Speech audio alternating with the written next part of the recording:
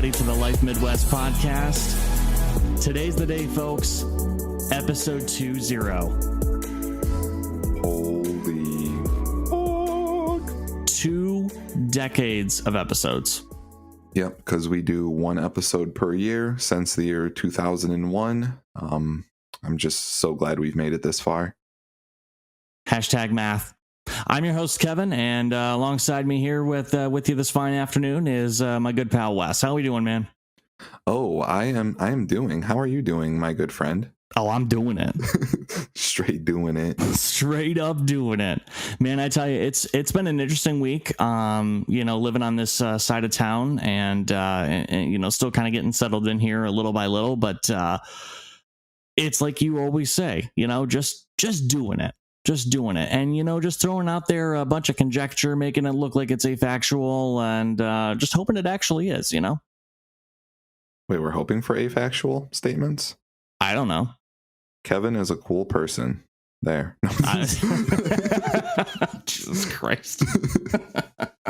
Hey, we're going to start off today with another That's Life in the Midwest segment. I know this isn't really going to be a grind. What really grinds my gears, Loish? But I know that Wes does have something that that's really been on a big portion of his plate lately.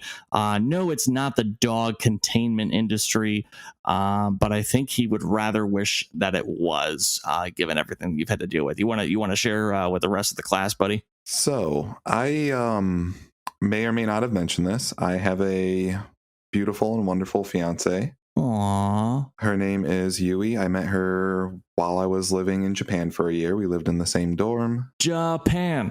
We literally met each other the first day during orientation, and we became like orientation partners, and then just great friends from there, and then eventually started dating. And then it got to a point where we were spending most of our time while in Japan together. Well, she is a Thai national, so she's from Thailand, or Thailand if you prefer, as the last president called it, because it do be spelled that way. And I am Did he really call it Thailand? He did. On national television, he called Thailand. I always thought that was just you being a dick, but it turns out it was our previous president. Anyways, go on. So I'm of course from the US, as you might know, and she's from Thailand, and we had planned after returning, after we got our wits about us, returning back to our home countries, once we got settled in, we were going to visit each other. But then coronavirus happened and there was just no visiting happening, so we turned to just, I guess, getting engaged, because in the US you can get engaged to someone and then petition the U.S. government to bring them over on a visa to marry you.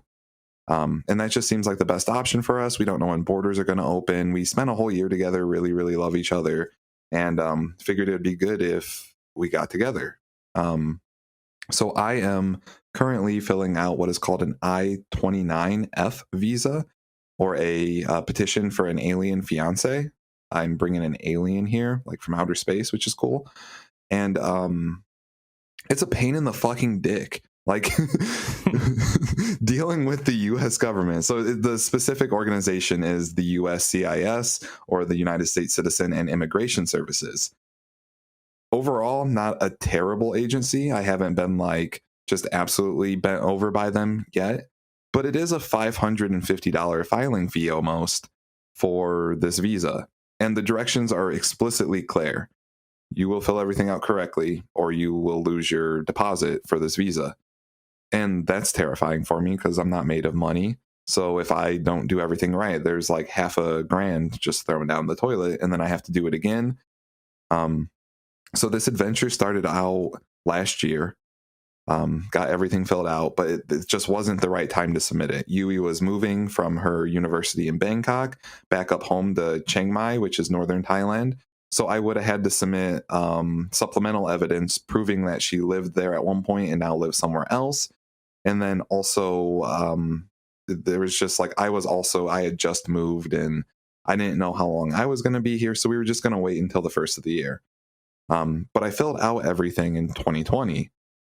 Silly me didn't realize that government documents expire at the end of the year and you have to download the most recent version and resubmit it.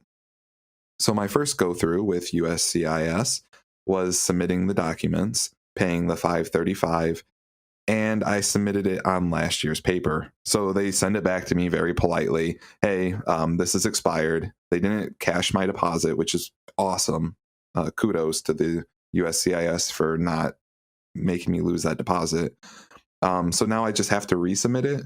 But the issue I've ran into is Yui's passport is expiring on the 12th of this month. So now she's just renewing it because by the time they review it, if she has an expired passport, regardless of when I submitted it, it's not explicit on the documents for this visa, or the directions rather, for this visa, if they'll accept it if she has an expired passport, even if I submitted it while it wasn't expired. Yeah. So she's getting that redone. And here this weekend, she just sent me the picture of her new passport. So this weekend, I'm going to resubmit it. But all week this week and all week last week, I have been trying to get a hold of USCIS so I can just confirm with someone. I watched YouTube videos about getting the packet ready, which is like 100 pages and a whole bunch of supplemental information, pictures of us together, pictures of our chat history, our passport photos. So like she had to literally send me one of her passport photos so I could print out on photo paper and make it look like a real passport photo. And then I have to like scan all my documents, have her sign them, then she emails them back to me. And it's just been a complete pain. And I want to make sure I'm not actually going to submit this now with the current date on the paperwork. And then they deny it because I fucked something up. So I've been trying to get a hold of them. The YouTube videos I watch about preparing the packet said you can get a hold of them, but they were like from a year ago. So I guess it's been updated. You cannot get a hold of USCIS. You can only talk with their robots. I have been ran in circles with their chat system. If you call them, they'll just hang up on you if they're not giving you anything that helps. So they'll be like, please say how I can direct your call. And you'll say, I-129 visa. And they'll be like, awesome. I am now texting you, or I will text you the visa application. And I'll be like, no, I don't need that. I have that. And they'll be like, please provide an email address or please provide a phone number so we can get you this information. No, I'm sorry, I don't need that. All right, goodbye. And just ran around in circles that way. I could not reach someone, and I am just infuriated. But also, I guess, F me, because it's the government and that should be expected. They were nice enough to not take my money the first time. I guess I will just submit it, follow all the directions clearly and exactly, and then watch supplemental videos on YouTube, follow those directions clearly, and then submit it and wish for the best. But it's just been an absolute pain in my nuts. That's got to be frustrating, and I understand. I understand the other side of the coin here as to why they do it and why it's difficult. But I do not understand the difficulty it is to talk to a real person, even if it's a matter of leaving a voicemail and it taking a couple of days to hear back from somebody. Just like being able to talk to a real person, especially when you have a large deposit at stake. Right, and I've looked all through their website, even like the online chat function, like they have a virtual assistant that you can talk with on their website, and all roads lead to, here's the visa, here's the instructions to fill out the visa, here's the visa, here's the instructions to fill out the visa. No matter what you type in there, it's all roads lead to do it yourself, bitch. And I'm like, I don't want to, even though I have done all of it myself, excluding what I've watched online and read through their website and looked at the instructions. I would like some verification. I would like to talk with just a real person and say, hey, it's a little ambiguous in your instructions about how much supplemental support I need to include for the proof that we have met within the last 2 years. And on the YouTube videos, they just say, like, everyone has a different answer. This one person submitted a fucking book. Like, it was literally like, I don't even know, 6-7 inches thick. And I'm like, well, I'm not doing that because that's ridiculous. And another person submitted like just the paperwork and then just the minimal documents, and they were fine. So like, I think I can get away with just sending the minimum that they request. And then there's fees associated with that, as well as biometric fees if you have to do like a test. Like, come to the office, let us make sure you are the right person. We have to make sure she's the right person. We have to make sure you're not getting a mail order bride and that you actually know this person and you actually intend to marry and she's not coming over to be your house servant, something like that. or that she's not coming over and intends to like leave you immediately and go do her own shit as an illegal alien. Like, so like, I get it. They really need to make sure we're not just bringing whoever over to the country to do whatever they want, and that everyone's accountable, and that men aren't ordering mail order brides to exploit women from foreign countries. That's all good. But like, please talk to me. Right, because if they did, then they would know that you're not trying to get a mail order bride. Right. Furthermore, I feel like there are specific countries that you get mail order brides from, and I don't think that Thailand is one of them, but I may be wrong. I think Thailand's pretty high up there. I think of like Russia and other like Eastern European countries. That too, but like Thailand's really high up there for like prostitution. And I think mail order brides kind of on a similar vein to that, where like you're literally just purchasing a wife, right? Like, what do you intend to do with that wife? Like, it's the same as prostitution, I would imagine. They do have marriage brokers. Like, there's a whole section on the application for the visa that is about a marriage broker. So like in India, for example, you can't meet the person you're marrying until you like marry them in certain situations. Same in Japan for like the marriage broker thing, is basically an intermediary like picks out two people like, oh, you're perfect for each other, meets with the families, and then they marry with like only meeting each other once or not meeting each other at all, just depending on the culture and like the varying degree of how one practices that culture. That's terrifying. Right. And so like there's all that. I didn't have to fill any of that out, but I had to write NA in every single blank spot. Even like the directions said to do so, but on YouTube people weren't doing that. So that there's just some clarifications like why do I have to do this? Why can't I just like not do this? This isn't a brokerage. Like I don't have an intermediary, I don't have an interpreter, I don't have anything like that. I am a US citizen petitioning my alien fiance, from outer space to come over. And like, I would really like to talk with someone about that. So if anyone from USCIS ever listens to this podcast, fix your shit. Let us talk to you. Like, I know you have a lot of work to do. You're filling out paperwork and confirming our information, but you could probably stave off a lot of that work by just talking with people beforehand. To back you up on that, I mean, you're not even asking for someone to give you an answer right away. It sounds like you're pretty patient about it. You just want to be able to eventually talk to a real person. I don't think that's a big ask. I don't think that's a tall order. Right. Like, I would love to just fill out a application to talk with someone, like online here. Enter your name, enter your phone number, enter your social security to prove that you're a US citizen, I guess. Enter in why you want to talk and enter in the amount of time specified or something. And then they can schedule you based on, oh, well, that's going to be an hour phone call or that's going to be a 5-minute phone call. Mine, for the record, is probably only going to be a 5-minute phone call. I just want to run through the application real quick, verify a few things, and then be done. Send it in and make sure I have everything to send in based on what the agent tells me. But that's not an option anymore. It used to be. They took that away for whatever reason. Goddamn mail order brides. Right. I've had the chance to meet Yui and spend a little bit of time with her and you while I was in Japan. Is she a Billie Eilish fan at all? I don't know. She does listen to pop music though. Like I know her favorite musicians are like Maroon 5 and stuff like that.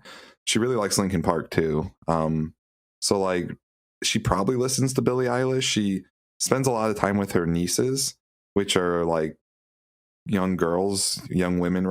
Young women probably listen to Billie Eilish regardless of where they are in the world. So I would assume Yui has at least listened to her. I see. Well, this week, Wes, my pick is Billie Eilish for who I've had on repeat. Ashley and I watched the special on Apple TV Plus. The World's a Little Blurry. It's a little over 2 hours long, and I'm telling you, funny story about me and Billie Eilish. I make it sound like we're best friends or anything or something like that, but when Bad Guy first came out, that was the first song I'd ever heard. And I think that's for a lot of people. I think that's the first Billie Eilish song they've heard. And I fucking hated that song. Absolutely hated that song. Couldn't stand it. Could not stand 1 second of it. As soon as that bass like dun, dun, dun, as soon as that came up, I was like, no, fuck this. I turned it off. Somehow it grew on me. And then I started listening to other stuff, her album before that. which was called Don't Smile at Me. Really, really great record. And then there are some other really great ones on that album that Bad Guy is on. When We All Fall Asleep, Where Do We Go? And now I love Bad Guy. And now I honestly love pretty much every song that I've heard from her to some extent. But it's really, really cool to see her, kind of express her music and how her music was made, in her brother's bedroom with her brother as the producer. And I always think of the story that she tells where he tells her, he says, "I'm going to make you a fucking pop star." And that's exactly what she is. She is an alternative pop star, just worldwide, and just everyone knows her name. But it was really interesting to be able to listen to, kind of her story as a musician and kind of how she perceives her own music and how she perceives her fans. And how much they mean to her. And I, it sounds cliche because I think a lot of artists will sit there and go, "Oh, my fans, I'd be nothing without my fans." But the way that Billie talks about her fans, you can tell that there's just a really special connection there. She understands that they feel what she feels when she's writing the songs that she is. So my pick this week, just in general, Billie Eilish. If you live under a rock and haven't heard Ocean Eyes, I guess start there. Party Favor is great. Bad Guy, if you again live under a rock and haven't heard it. Zanny's not bad either. So Wes, I'm not sure how you feel about Billie Eilish, but pretty high on her this week. I haven't listened to much Billie Eilish. I know of her. I've heard Bad Guy, of course. I don't know the other two that you mentioned or other three that you mentioned. But I'll have to give them a check. I'll have to check them out. I don't dislike Billie Eilish. I actually think that her music's pretty cool. I just don't listen to it often. Incredibly beautiful voice. It's just, a really great way to describe her is you don't have to belt every note you're singing to make something sound pretty. I do like that about, is it called Bad Guy? Tough Guy? Something? Bad Guy. Bad Guy. Yeah. That she's just like low and calm the whole time. And what's really cool about Bad Guy, and I think this is what grew on me, was when you listen to the lyrics, it's the way she describes it in the special that we watched is, you think you're this bad guy, but it's actually me who's the bad guy. And I thought that was really, really cool. So, Wes, what about you? What do you got on repeat this week? So I've been listening to a lot of Royce the 5'9". You may be familiar with him from the rap duo called Bad Meets Evil. It's him and Eminem. They had a song with Bruno Mars. What was the name of that song? This one's for you and me. I can't sing. Oh, I know. Okay, all right, I know that one. Yeah. So Royce the 5'9" is a rap artist for at least 2.5, 3 decades, minimal 2 decades. He was in Slaughterhouse. He's a Detroit rapper, so really close to Toledo, Midwest, of course. I think this is my first Midwest rapper, even though we are on a Midwest podcast. But he's just a really, really good rapper, good talent. He talks about real stuff. Like, I would consider him, like, if I was teaching a course at university on like urban culture or like culture of marginalized societies, I would use his songs as a primary source. Like in his it's not his most recent, but the most recent song I've heard with him in it is called Enough for You. It's a song where it's actually a song by Verses, but it's featuring Royce the 5'9". And his verse just talks about like what's plaguing Black community as far as like medical debt and just it's really good primary source for what's happening in the world right now in places you might not be like focusing on. Places like Detroit, Toledo, places that affluent white neighborhoods might call the ghetto. He just talks about a lot of cool stuff like that, but he's also just a really good rapper in general. Big wheelhouse of what he's able to do. In a song called Not Alike, which is Eminem's diss song to MGK, if you remember that beef from a couple years ago. Oh yeah, yep. So the whole song is Eminem talking about how MGK is nothing like him and how Eminem's so much better, and basically just masturbating all over a verse about how good he is. And then Royce the 5'9" is actually the first rapper on that song, and he just kind of talks about what he wants to talk about. And he's of course, not alike is the theme of the song, so it's one of those rap songs where you're spitting your credentials. And he's really good. It's really fun to listen to him. He's got a good voice. He's got really good rhymes, and he talks about real stuff. I really like it. Another good song by him is called Power. I think it was on his not most recent album, but maybe one or two before that. And it's just like a recount of his young life, where he's young. He's like older adolescent, young adult at that point. But he has an older brother who is like almost an adult, and then a younger brother who's like a child. And he just talks about what it's like growing up in where he grew up and how his family situation was. And it's a generational story. I think the song's to his kid. And like at the end of the song, his kid's interviewing him. And in the song, he doesn't paint a great picture of his father. But at the end, he's like, I respect my father. He did what he had to do. And it's just like growing up through adversity, growing up through not ideal circumstances, and still having respect for the ones around you because of the circumstances they were put through. And it's just a good song of empathy. Another good primary source if you were a scholar of that type of information. So I have two questions for you. Yeah. One's a bit personal, but do you feel like you identify with that, and that's why you enjoy it? I think I identify with it a lot, is the empathy aspect of it. And of course, I didn't have a great childhood growing up. I also had in that song, if you end up listening to it, he talks about how his father was a bit abusive. I was too young to really experience any of that with my father, but my brother and my mom, of course, know about all that. And I like songs where people talk about things that I can understand. I think everyone does. I really connect with Power because it's a song about how through adversity he took his power back. Like he's the one with power, even though his circumstances weren't too great. Through willpower and bettering yourself, learning skills, he's the one who controls his own power. And I really respect that and like that type of music for sure. Yeah, it's just, not only is the song good, and not only does he rap well, spit well, however you would say it, I look at it as literally a scholarly article. It's a primary source from the time 2019 or whenever that album came out, 2018, and then to his childhood. It's a recount. It's like if you were reading a ship captain of the 1400s talk about what life was then. It's just another time, another age, another demographic of people. And it explains how I think all hip hop is, but Royce da 5'9" is really beautiful how he paints his pictures, his primary sources, if you will. Last question. Is Royce da 5'9" actually 5'9"? Let's figure that out.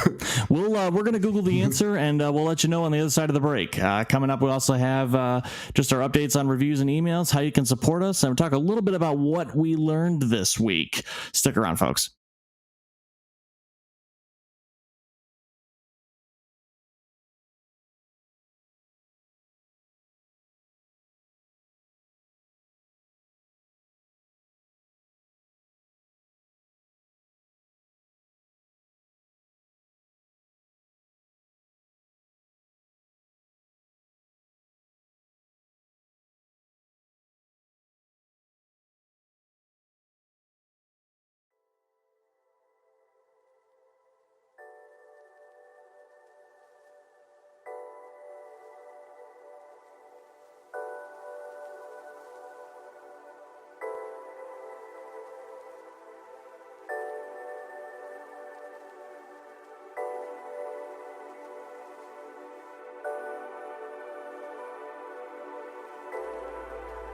Welcome back, everyone, to the Life Midwest podcast. On the other side of the break, it's your host, Kevin, alongside Wes.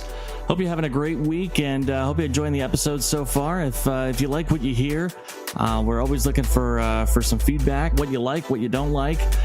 Reach out to us at support@thelifemidwest.com if you're looking to email us. We really appreciate those. We do read those on the air, unless you tell us not to for some reason. You can also reach us at our socials at The Life Midwest on all major social platforms. Leave us a review on iTunes. Got those 6 5-star reviews plus a full written review, but nothing new this week, unfortunately. Sorry, I just during the break I called Ashley, and I'm very distracted right now because there's a situation that is developing while I'm recording this, and Wes was able to kind of take witness to. Yeah, if that's not included in the final cut of this episode, I'm leaving the podcast. Is all I'm saying. I'm actually going to put it in right here. This is so good. Yeah, it really was great. So here it is. You didn't know what to say, and you just had that awkward laugh. Like that was perfect. So that's exactly what I was going for. Give me a second. I gotta Ashley tried calling me here, so let me talk to her real quick. Hello. Hi, I'm going and getting Max food right now. Okay. He's with me. I just wanted to let you know. Okay. He's pooping on the floor. Hold on. I gotta go. Bye. Well, please leave that in. Please leave that in. So yeah, Max shit on the floor at a local store. So yeah, hope you all enjoyed listening to that. So, hey, before we wrap up the show and talk about shout outs and bid you adieu for the week, I want to talk a little bit about what we learned this week, or more so what I learned. We talked about Nifties a couple of weeks ago and really took a deep dive into that. And that really got me interested in the world of crypto mining, or cryptocurrency mining. And Wes, do you have any interest in that? Have you as researching that a couple of weeks ago piqued your interest at all in that? Yeah, I actually started mining Dogecoin. I'm not sure it's efficient or I'm actually making any money, but assuming the hype that it has, if for whatever reason it pans out, I'm gonna have a couple Dogecoins here and there. I did invest some money in Dogecoin as well, and it's made me interested in the aspect of mining itself. I have a couple of friends who do it, and it pays for some of their bills. It's a very profitable venture as long as you know what you're doing, and you focus on what your potential return on investments are. Everyone always talks about ROIs when you're mining, things like that. So this week I've decided to take the dive, and in addition to investing in the cryptocurrency market, I'm going to start mining myself. So I'm pretty excited about that. Definitely going to have some information on that over the coming weeks as I learn things. So just wanted to throw out there now that I'm going to start doing it. And the things that I learned, I hope to pass along to anyone else who might find that interesting or a potential, we'll say, hobby to pursue. So there's that for you. Next week's episode, Wes, is going to be featuring our first patron, Derpadoo, at the $5 level here. Shout out to him.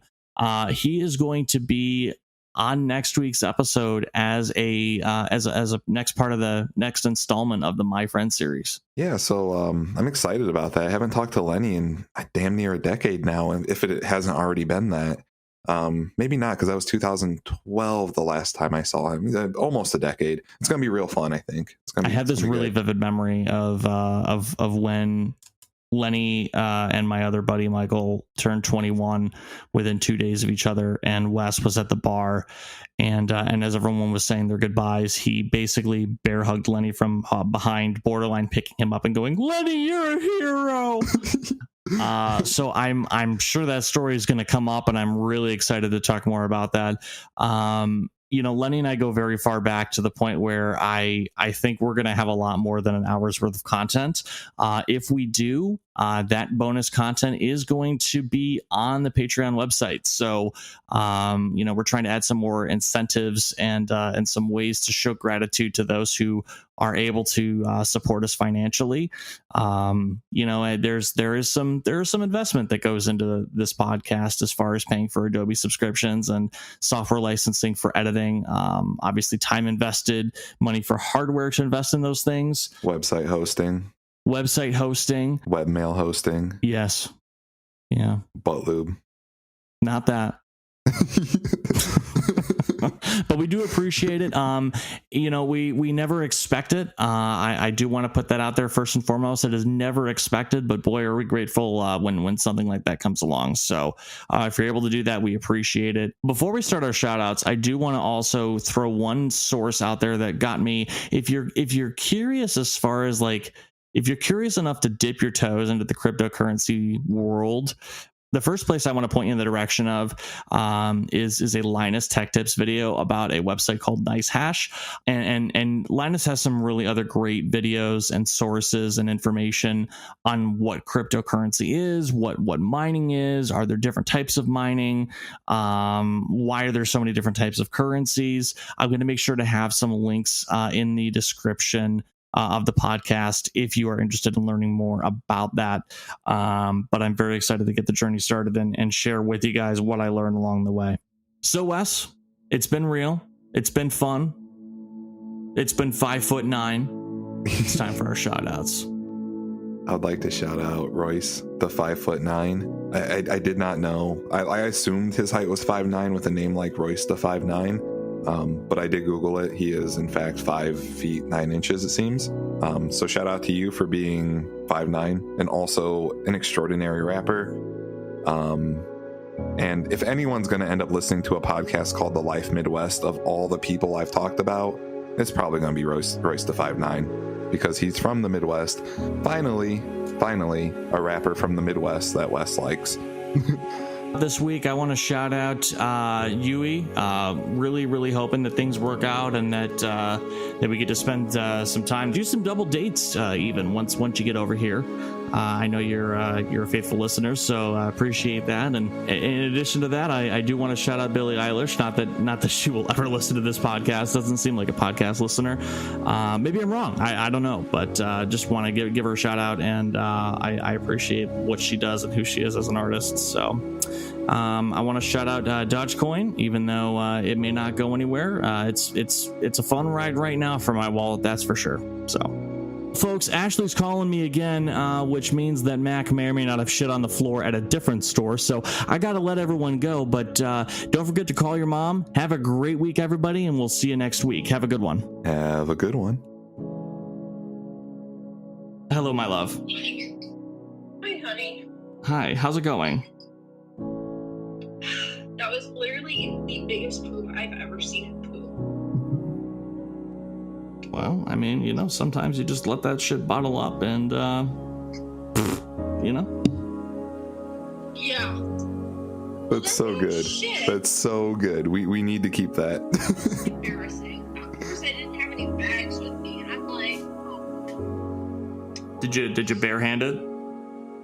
No! Sorry, let me get this. Anyways, how did recording go? Well, folks, that concludes the segment of What Grinds Ashley's Gears. Thanks for tuning in.